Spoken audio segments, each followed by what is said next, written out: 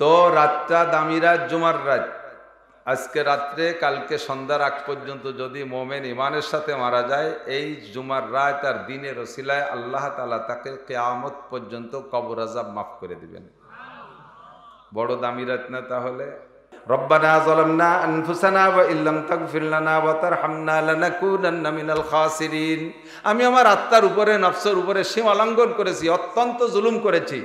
যদি তুমি ক্ষমা না করো তাহলে আমি ক্ষতিগ্রস্তদের অন্তর্ভুক্ত হয়ে যাব। কাজেই রব্বানা ফাগফির লানা দুনুবানা, আল্লাহ তুমি আমার জীবনের সব গুনাহ মাফ করে দাও। এই হলো মুনাজাত করতেছেন, এই হলো চাইতেছেন। এতক্ষণ চান না, এতক্ষণ আল্লাহরে আপনি বিষয়টা বুঝাইছেন যে ঘটনা কি হয়ে গেছে। ফাগফির লানা দুনুবানা ওয়া কাফির আন্না সাইয়্যাতিনা, ক্ষমা করে দেন আর আমল নামা থেকে কাফফারা, কাফির মানে মিটাই দেওয়া, মুছে দেন, ক্ষমা করে দেন। এদিক তাকান, একটা দাগ, একটা লেখছেন, একটা কিছু লিখছেন, লেখার পরে ওইটাকে আপনি কেটে দিয়েছেন, কলম দিয়ে কেটে দিয়েছেন, কাটার পরেও ওর ভিতরে দাগগুলো থেকে যায় না? এই দাগগুলোকে ফিরে আবার কোনো কিছুতে মুছে দেওয়ার নাম হলো কাফফারা। ওয়া কাফির আন্না সাইয়্যাতিনা, আমল নামা থেকে যে গুনাহগুলো মাফ করে দিয়েছেন, ওই জায়গাতে দাগ রয়েছে, দাগটাও মুছে দেন, যেন আমার গুনায় দাগই, আমল নামায় দাগই থাকে না। ওয়া কাফির আন্না সাইয়্যাতিনা, তারপরে ওয়া তাওয়াফানা মাআল আবরার। আল্লাহ, নেককার মানুষের মরণ যেমন হবে, তোমার বন্ধুদের মরণ যেমন হবে, আল্লাহ ওয়ালাদের মরণ যেমন হবে, আমাকে এমন একটা মরণ নসিব করো। বলেন না আল্লাহুম্মা আমিন? এই জায়গায় আল্লাহুম্মা আমিন বলবেন না? এটাই হলো ইজমালি দোয়া। এরকম ইজমালি দোয়া যা সকলের জন্য চলে, এগুলো হুজুর বলে, কিন্তু আমরা তো বুঝি না, চুপ করে থাকি। যখন বাংলায় বলা শুরু করে তখন আল্লাহুম্মা আমিন বলি। এবার বাংলায় বলা শুরু করছে, হুজুরির বেতন কমে গেছে, আল্লাহ বেতন বাড়ায় দাও, আল্লাহুম্মা আমিন। হুজুরির বেতনের দোয়া করে, আমরা কই আল্লাহুম্মা আমিন। হুজুরির মাইয়ের বিয়ে হয় না, হুজুর সেটা বলতেছে, সে জায়গা বলি আল্লাহুম্মা আমিন। হুজুর মালি মামলায় পড়ছে, সেই জায়গাকে আল্লাহ মামলা থেকে উদ্ধার করে, আমরা কই আল্লাহুম্মা আমিন। আমার যত প্রয়োজন আছে সেগুলো বলে না, কাজে আমারটা আমাকে বলতে হবে, আমারটা আমাকে বলতে হবে। আমারটা হুজুরকে দিয়ে বলানো যাবে না, আর আমার সব কিছু বলাও যায় না। ওয়াইজা সালতুম ফাসআলুল্লাহ, কিছু চাইতে হলে একটু বলেন কার কাছে চাইবেন? মানুষের কাছে, কোনো মখলুকের কাছে চাওয়া শিরিক। হুজুর দোয়া শিখাই দিয়েছে, আল্লাহ পাকও কোরআনে কারিমে শিখাই দিয়েছে, উদউ রাব্বাকুম তাদাররুআ ওয়া খুফিয়া, ডাকো তোমার রবকে, চাও তোমার রবের কাছে, কেঁদে কেঁদে গোপনে। যার যে প্রয়োজন আছে সেটা গোপনে চাইবেন। নিজের দোয়া মোনাজাত যার যারটা সেই সে গোপনে করবেন। আল্লাহকে ডাকতে হলে গোপনে, জিকির করতে হলে আস্তে আস্তে জিকির করবেন, মালিকের সাথে কানে কানে কথা বলবেন। আমরা দোয়ারে আর এক ভাষায় বলি মোনাজাত না, দোয়া বা মোনাজাত বলি তো।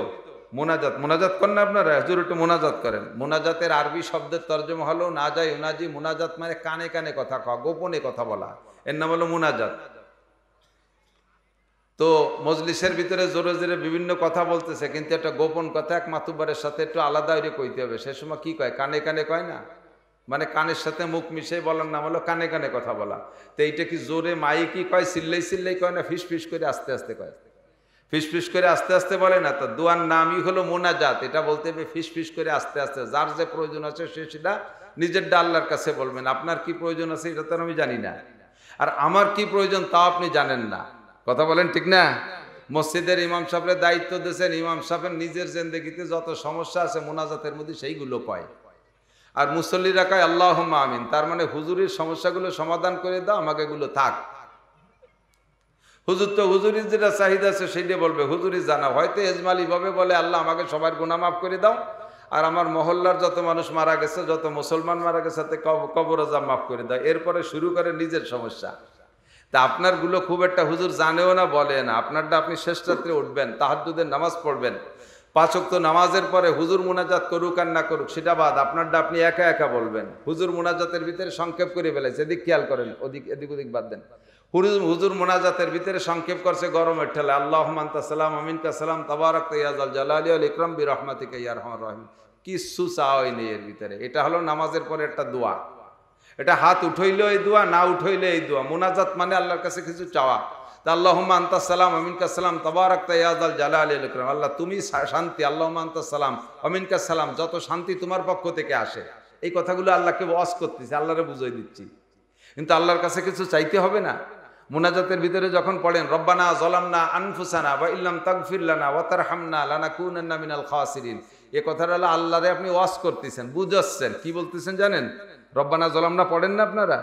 এদিকে খেয়াল করেন, রব্বানা জলামনা, শুধু রব্বানা জলামনার যে মুনাজাত, এই মুনাজাতের দ্বারা আমার কোনো কিছু চাওয়া হয়নি আল্লাহর কাছে। জাস্ট বলা হয়েছে কি, আল্লাহ আমি আমার নফসের উপরে, আত্মার উপরে জুলুম করেছি, অত্যাচার করেছি। রব্বানা জলামনা আনফুসানা ওয়া ইল্লাম তাগফির লানা, যদি তুমি ক্ষমা না করো, কথা বুঝবেন, যদি তুমি ক্ষমা না করো তাহলে লানাকুনান্না মিনাল খাসিরিন, যত ক্ষতিগ্রস্ত আছে তাদের মধ্যে তাদের দলভুক্ত হয়ে যাব, আমিও ক্ষতিগ্রস্তদের অন্তর্ভুক্ত হয়ে যাব।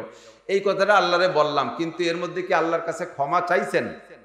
বোঝেন নাই, ক্ষমা চান নাই, শুধু বলছেন যে আমি অন্যায় করছি, যদি ক্ষমা না করো তাহলে আমি ক্ষতিগ্রস্ত হয়ে যাব। তাহলে এবার আল্লাহ কি বলতে পারে, তা তুমি ক্ষমা চাও, আমি ক্ষমা না চাইয়া বিরহমাতিকা ইয়া আরহামার রাহিমিন।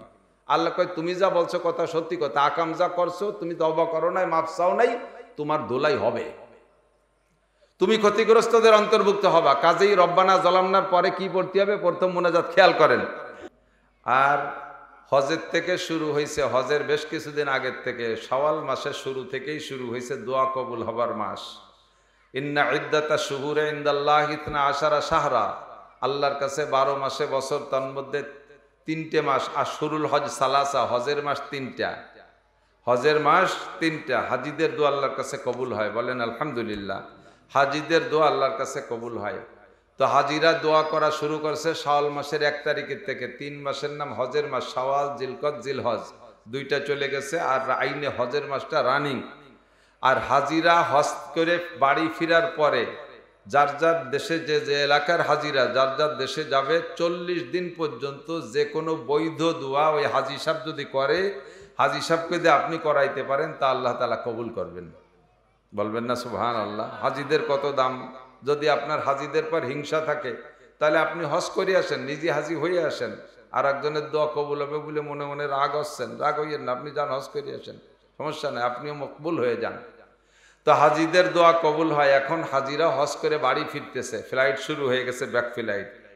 তো সারা দুনিয়ায় সব জায়গায় হাজিরা যার যার ঘরে যাইতেছে, গড়ে গোটা দুনিয়া জুড়ে এখন দোয়া কবুল হবার একটা উপযুক্ত মৌসুম। আমরা সে সময় বসছি। সেদিন এক হাজি সাহেব, আর কি বলে, বাংলাদেশি একজন হাজিদের কাছে দোয়া চাইছে, হুজুর আরাফাতের ময়দানে দোয়া কবুল হয়, মিনায় দোয়া কবুল হয়, মুজদালেফায় দোয়া কবুল হয়, শয়তানরে পাথর মারার সময় দোয়া কবুল হয়, তওয়াফের সময় কাবা ঘরের পাশ দিয়ে লব্বাইক বলে তওয়াফ করবেন, দোয়া কবুল হয়, সাই সফা মারওয়া, সফার মারওয়ায় যখন দৌড়ান সে সময় দোয়া কবুল হয়, বাংলাদেশের জন্য দোয়া করেন।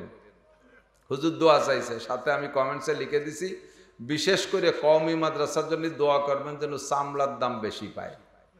সারা দেশে হুজুররা চামড়া গুছাইছে, ডক্টর ইউনুস সাহেব 1100 টাকা পিস করে দিয়েছে, কিন্তু সে চামড়া ব্যাপারীরা 500 টাকার বেশি দেবে না। কয় ডক্টর কইলেই কি চামড়ার দাম বাড়িয়ে যায় নাকি? সরকার বলে দিয়েছে দানের মন 1400 টাকা, বাজারে বিক্রি হয় 1100 টাকা, কইলেই হয় নাকি? কাজেই আমরা 500 টাকার বেশি দিতে পারবো না। তো দোয়া কবুল হবার মৌসুম, দোয়া করে যেন সারা দেশে সব কিছু মানুষের অনুকূলে আসে, একটু বলেন আমিন। হাজিদের দোয়া আমাদের জন্য, আমাদের দোয়া হাজিদের জন্য আল্লাহ তাআলা কবুল করে। জুমার রাত, মৌসুমটা বৃষ্টি বাদলের সময়, আর মাত্র 2-1 দিনের মধ্যে আষাঢ় মাস আসবে, তাই না? জ্যৈষ্ঠ মাসের শেষের দিকে চলতেছে। তো যে সময় যা সে সময় তা হওয়াটাই নিয়ামত। শীতের সময় শীত হওয়া নিয়ামত, গরমের সময় গরম হওয়া নিয়ামত, বৃষ্টির সময় বৃষ্টি হওয়া নিয়ামত, ঝড়ের সময় কিছু ঝড় টড় হওয়া একেবারে খারাপ না, পুরন ডালডুল ভেঙ্গে ছুড়ে পড়ে গাছগুলো ফ্রেশ হয়ে যায়। এই জন্য ঝড় বাতাস কিছু হওয়াও নিয়ামত। তো এ সময় বৃষ্টি হওয়াটা নিয়ামত। বহুত ক্ষেত খামারে বৃষ্টির প্রয়োজন, কেন বৃষ্টি হচ্ছে না আল্লাহ জানে। ঈদের আগের দিন শুক্রবারে বৃষ্টি নামছে আমাদের অধিকার, এ পাশ পর্যন্ত গড়ে নামে নাই, গতকালকে সামান্য একটু নামছে। প্রচণ্ড গরম। আল্লাহ তাআলা আমাদের দোয়া কবুল করুন, প্রয়োজন পরিমাণ বৃষ্টিরও ব্যবস্থা করে দিক। ফাঁকে নিয়ামত, মাহফিলও একটা নিয়ামত। আলী হুসাইন আমার মাদ্রাসার, সুলতান শাহী মাদ্রাসা, ওই আমার গ্রামের নাম কইতে যে খালি কইছে শাহী গোড়াদার সুলতানুল মাদ্রাসা, শুরুতে সুলতান আছে কিন্তু সুলতান শাহী গ্রামের নাম। সুলতান মাহমুদ গজনবী রহমতুল্লাহ আলাইকে যখন এদের শাসন করতেন, তখন আমার গ্রামে এসে 1 সপ্তাহ ছিল, ওখানে বসে ওই এলাকা শাসন করে তারপরে চলে গেছে। এই জন্য ওনার নামের সাথে নাম মিলে আমার গ্রামের নাম সুলতান শাহী। শাহী মানে বাদশা, সুলতান মানে সুলতান মাহমুদ। তো আমার মাদ্রাসায় এই কয়দিনের মধ্যে কোনো বৃষ্টি বাদলই নেই। আমার মাদ্রাসার মাঠে অনেক বড় মাহফিল হয়। আপনাদের আলী হোসেন, এই যে মাহফিল, যে আলী হোসেন মাইক, যে এই আলী হোসেনের মাইক গত বছর নিয়েছে, অত্যন্ত সুন্দর সার্ভিস দিয়েছে, ওর সাথে একটা ভালো সম্পর্ক। এই বর্ষাকালকে সামনে বাধায় ও গেছে দাওয়াত দিতে এই মাহফিল কর্তৃপক্ষের পক্ষ থেকে। আমি বললাম যে বৃষ্টি বাদল হলে, কয় যাওয়া হবে, মসজিদ আছে ইনশাআল্লাহ। তো আল্লাহ তাআলা আপনাদের ভালোবেসে মাদ্রাসাকে কবুল করেছেন, প্রমাণ বৃষ্টি বাদলের দিনে একটা দিন সুযোগ দিয়েছেন, বলেন আলহামদুলিল্লাহ। আল্লাহ পাক রব্বুল আলমিনের দরবারে সর্বক্ষণ দোয়া করি, ওয়াইজা সালতুম ফাসআলুল্লাহ, কিছু চাইতে হলে ডক্টর ইউনূসের কাছে, শেখ হাসিনার কাছে, খালেদা জিয়ার কাছে, বিএনপির নেতাদের কাছে, আওয়ামী লীগের নেতাদের কাছে চাইবেন নাকি আল্লাহর কাছে? পাশে আবার কথা কয় কারা রে, কথা কইস না। একজন ভলেন্টিয়ার যে ছোট বাচ্চাদেরকে সরাই দেন, ওরা বোঝে না।